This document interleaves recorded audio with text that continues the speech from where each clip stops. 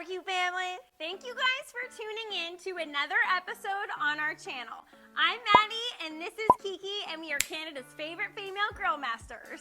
Today we are showing you how to become an expert at choosing cookwoods and pairing them with certain foods. One of the main questions that we get asked about during our barbecue classes is how do you choose woods for smoking? So we thought we'd make a video to shed some light on one of our favorite topics. Wood! We could talk wood for 8 hours straight, but we condensed it down in this short video for you guys. But if anyone out there does want to have a deep and meaningful conversation about wood, you just let us know. What? All right, let's jump right into this video. Yeah! Okay, so if you've never cooked with wood before, you might be thinking, why use wood in the first place? Wood is used to impart flavors, aromas, and color to food cooked on a barbecue or smoker. But not all wood is created equally. You might be thinking, well, I have some leftover 2x4s from the deck I built back in 2007, but stop. That wood is great for your next family bonfire, but it's not great for cooking. Pressure-treated wood and lumber you get from your local hardware store have chemicals in them that are toxic, and you don't want toxic fumes circulating around your food. The wood that we're talking about today is wood that is specifically cut and dried for the purposes of cooking. You can't smoke with freshly cut wood as that wood has a lot of moisture in it, and moisture and fire do not go hand in hand.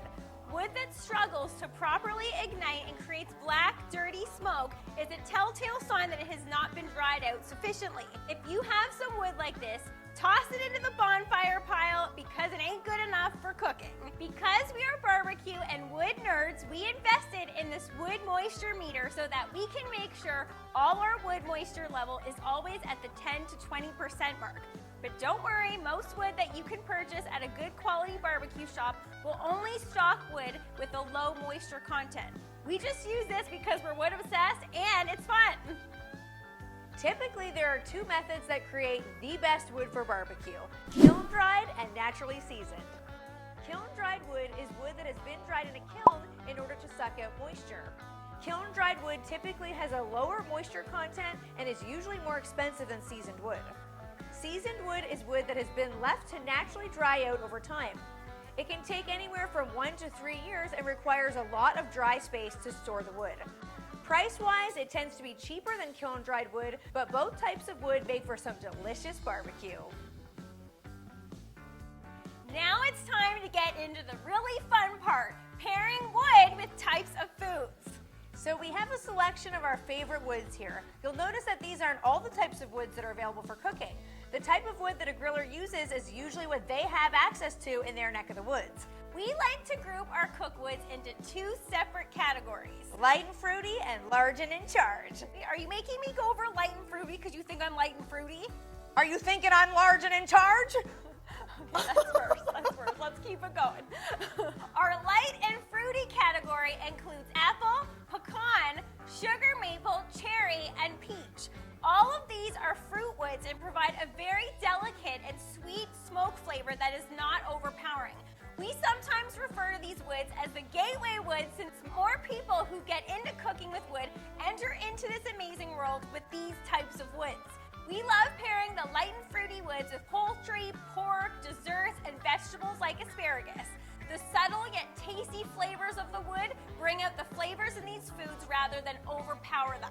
The large and in charge category includes hickory, oak, beech, and white ash. These woods are used in your low and slow type of barbecue dishes like beef ribs and brisket, pork ribs, pork belly, and wild game like moose, deer, and bison. These woods are typically used for low and slow type cooking because they are hardwoods, and hardwoods burn long and react well to temping your cooker up and down. We hope you guys enjoyed our rundown of which types of cookwoods to look for and which ones to pair with certain types of food. Like most things in life, there aren't any real hard and fast rules when it comes to choosing wood. It always comes down to personal preference and what you and your family enjoy eating. Exactly, and if you like to smoke broccoli low and slow for 4 hours with mesquite wood because you love the taste of burnt, smoky broccoli, who are we to tell you not to? Or anyone else for that matter. At the end of the day, we all fire up our grills in the hopes to make something delicious and to embark on a fun adventure right in the comfort of our backyard. Whichever wood you cook with and whatever type of grill you have in your backyard, all that matters is that honest, all of that effort isn't really worth it unless you take a picture of your barbecue masterpiece at the end, now is it? Thanks for watching, barbecue family. Don't forget to like and subscribe for more barbecue fun. See you next